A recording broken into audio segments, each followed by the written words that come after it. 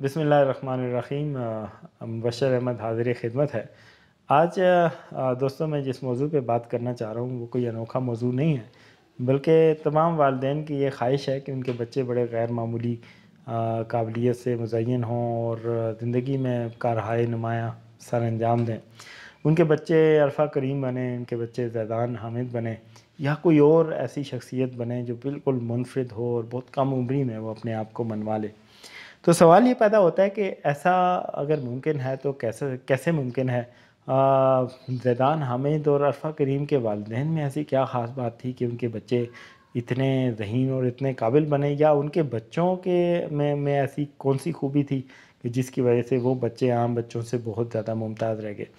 तो मेरा ज़ाती तजज़िया ये है कि उन बच्चों में इतनी खूबी नहीं होती, उनके वालिदैन में बहुत बड़ी खूबी होती है, और वो खूबी मैं और आप हम सब जो है अपने अंदर जो है वो अडॉप्ट कर सकते हैं। वो खूबी क्या है जनाब? वो खूबी ये है कि आपने सिंपली एक काम ये करना है, क्योंकि बच्चों के अंदर अल्लाह ताला ने एक चीज़ जो वदियत की है वो है एलिमेंट ऑफ क्यूरोसिटी। बच्चे फ़ितरतन मुतजस्सिस होते हैं, उनकी के लिए पूरी दुनिया के अंदर एक-एक चीज़, एक-एक सन्फ़, एक-एक फ़िनोमेना बिल्कुल नया और अनोखा होता है। उनके ज़हन में सवालात होते हैं, वो परखना और जानना और जाँचना चाह रहे होते हैं। वो समझना और सीखना चाह रहे होते हैं, इसलिए वो सवालात करते हैं, और वो सवालात बाद दफ़ा आपको बड़े ऊल-फूल लगते हैं। तो अरफ़ा करीम और ज़ैदान हामिद के जैसे बच्चों के वालिदैन क्या करते हैं कि उनके ज़हन में पैदा होने वाले सवालात के जवाबात देते हैं।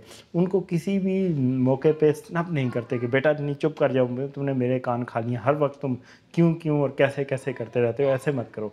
वो उनके सवालात को ना सिर्फ़ खुशी से बखूबी उनको सुनते हैं, और फिर सुनने के बाद प्रोफ़ेशनली और इल्मी बुनियादों के ऊपर उन सवालात के जवाबात देते हैं। मिसाल के तौर पे एक बच्चे ने अपने बाप से ये पूछा कि बाबा, चाँद के ऊपर तो सीढ़ी लग नहीं सकती, तो इंसान जो है नील आर्मस्ट्रांग साहब जो है वो चाँद पे कैसे पहुँच गए?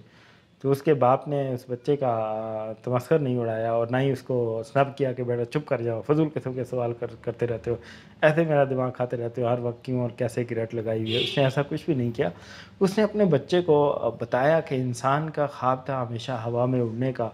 इंसान ने फिर जो तजर्बात किए हवा में उड़ने के लिए, और कौन से तजर्बात नाकाम हुए, फिर एक बार इंसान के जहन में ये ख्याल पैदा हुआ कि हवा में उड़ना तो मैंने सीख लिया है, अब कैसे मैं जो है वो यहाँ से ज़मीन की जो कशिश शकल है, इसको मैं बीट करके बाहर जाऊँ और दूसरे सियारों और सितारों को एक्सप्लोर करूँ। इस तसव्वुर पे फिर उसने अपने बच्चे को बताया कि कौन-कौन से साइंसदानों ने क्या-क्या काम किए, माइकल फ़ैराडे ने क्या किया, इसमें आइंस्टाइन का क्या किरदार है, उन्होंने क्या-क्या थ्योरी दी, और कैसे-कैसे ग्रेविटेशनल फ़ोर्स को बीट करने के लिए उन्होंने अपने नज़रियात पेश किए। फिर बताया कि उस ग्रेविटेशनल फ़ोर्स को बीट करने के लिए जो इंसान ने जो मशीनरी ईजाद की, फिर वो मशीनरी इवॉल्व होके एक स्पेस रॉकेट तक कैसे पहुंची, और फिर कैसे इंसान ने रॉकेट से सफ़र किया, और फाइनली नील आर्मस्ट्रांग जो है वो वहाँ तक पहुंच गया।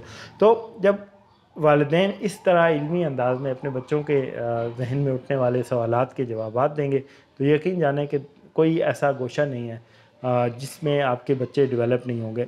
अब इसी मिसाल में देख लीजिए, इस मिसाल में वालिदैन ने अपने बच्चे को तारीख़ का इल्म दे दिया, उसने साइंस का इल्म दे दिया, उसने इंसान के उसके अंदर जो एलिमेंट ऑफ क्यूरोसिटी है उसके बारे में बहुत कुछ बता दिया, और फिर उसे टेक्नोलॉजी का इल्म इंसान ने दे दिया, और फिर उसमें बहुत सारे दीगर उलूम भी, समाजियात भी एक लेवल पे डिस्कस हो गए।